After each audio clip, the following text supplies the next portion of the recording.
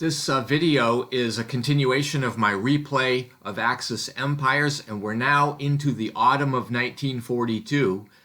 And as usual, we're going to start with the European map. It's August and September. The Axis at this point has 3 victory points. And again, remember, I'm playing Totaler Krieg and Die Senso as separate games, but I'm presenting them in this video series together to give you a complete view of the war.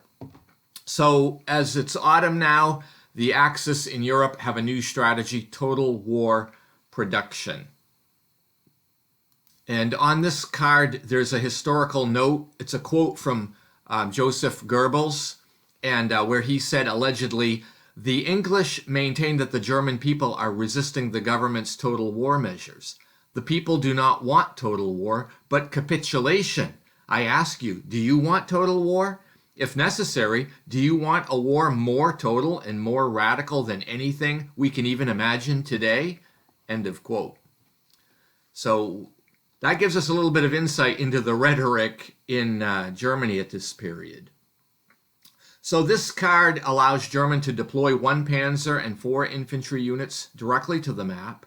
And then the Germans attack on the Eastern Front again. It's largely attritional, and we are seeing the Wehrmacht running out of steam here.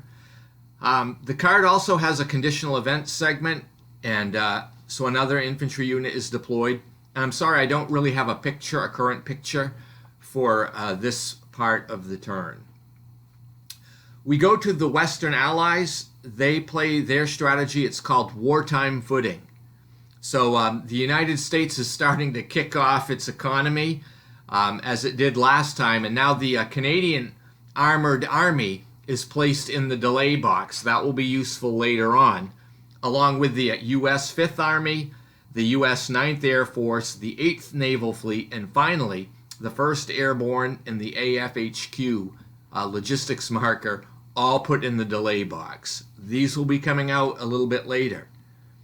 The British Army deploys 1 armor and 1 infantry unit, and the United States places 1 infantry and 1 armor units.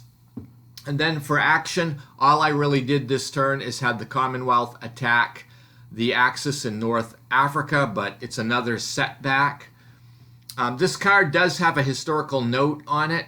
It's a quote from FDR, where he said, "They have stoked the furnaces and hurried the factory wheels. They have made the planes and welded the tanks, riveted the ships and rolled the shells. Production of war materials here is now the greatest in our history, but it is not yet enough. It will be greater still." End of quote. So this is how things are going in 1942 in the autumn. And we now go to the Soviet Union strategy, and they have a strategy, Production Directorate, Red Air Force.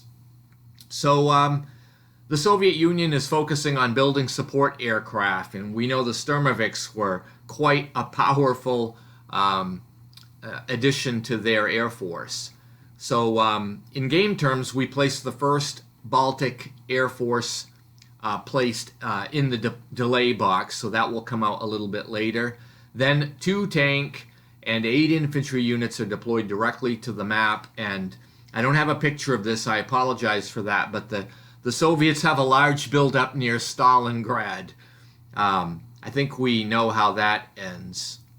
Anyway, that brings the August-September part of the turn in Europe to a close, but we're going to continue by going over to the Die Senso map for August and September of 1942 in the Pacific. So on the Pacific map, the United States commitment level rises. It's the USCL marker. So the US commitment is now at level 1. And this is going to affect die roll modifiers for the political tables and the delay boxes. So this is good for the Allies. And if I counted correctly, the Japanese victory point total at this point is +3 Rising Sun. And so that's where we start the autumn turn of 1942. And Japan reveals their strategy, and it is Tojo expands power. So the foreign minister, Togo, who is the last civilian member of the cabinet, resigns, and the war minister, Premier Hideki Tojo, assumes his responsibilities. So this card allows Japan to add 2 infantry divisions, and then the Japanese political table is rolled on, and the result is minor country politics. So I roll on that table, but that results in a setback. So that means no effect, basically. Then the Japanese send a carrier fleet into the Coral Sea to be placed on station to interdict the port at Guadalcanal. Of course, this move is contested by Task Force 17, which is led by the USS Hornet, and this stops the Japanese placement, but the U.S. really loses the battle here because both units go to the delay boxes, and the U.S. is stuck a little bit longer. So I guess that represents the Battle of the Coral Sea. The Japanese commander wants to attack the Australian forces in Port Moresby. This is a United States impact location, so it is desirable for the Japanese to do this, but the terrain at Port Moresby is mountainous. It's also mud right now, so there's no air support. So I decided to scrub the attack. However, the Japanese forces in China launch an attack near Chengchao, and they end up pushing the Japanese backwards along the railroad towards Sian. Both sides suffer attrition here. That's kind of what we're expecting to see in any of the land combat in China at this point. We now are going to go to the Allies part of the turn, and they reveal a new strategy, Gandhi arrested. And there's a quote on this card from Winston Churchill. A seditious Middle Temple lawyer now posing as a fakir of a type well known in the East, striding half naked up and down the steps of the vice-regal palace to parley with the representative of the king. End of quote. So I guess we can understand why this card might have been played, as India is an important location for the Commonwealth to be able to stage. So that's what ends up happening. This card allows the Axis to roll on the colonialism table, but the result is conflicting plans. The Quit India marker is removed from the strategic warfare box now with the play of this card, and the Commonwealth adds 3 infantry divisions to India. Also, the National Chinese Forces add a division of infantry replacements to the map. Then the Commonwealth forces in India march toward Burma, as happened historically, and then the Indian units move into Mandalay and Lashio. Finally, the Chinese forces march out of Chengchao. Then we go to the Soviet part of the turn. I don't have a picture for this, but they're using border defense strategy. It basically is a nothing card that allows them to take up time. And so that brings the Pacific Theater August-September 1942 to a close.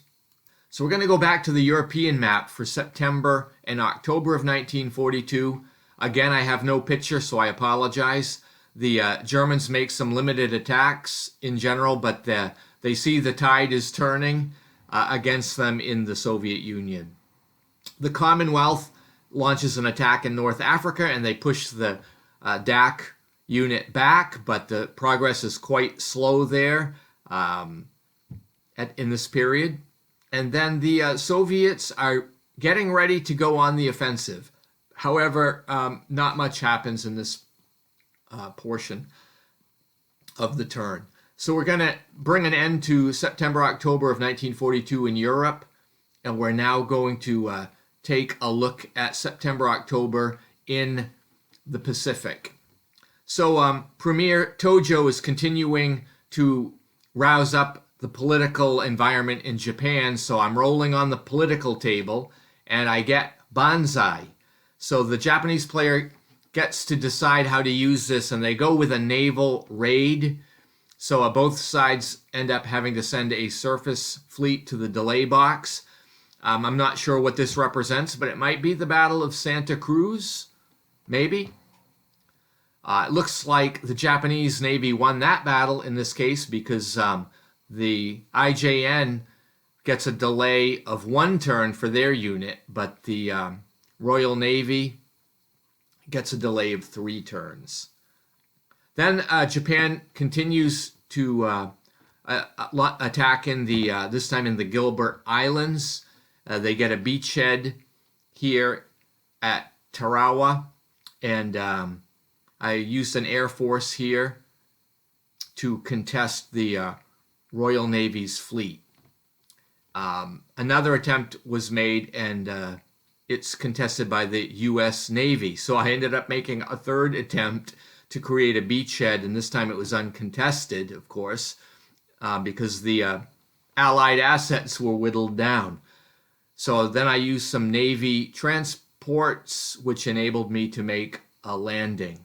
So a Japanese infantry division captures the island of Tarawa in the Gilbert Islands. You can see that in the picture here.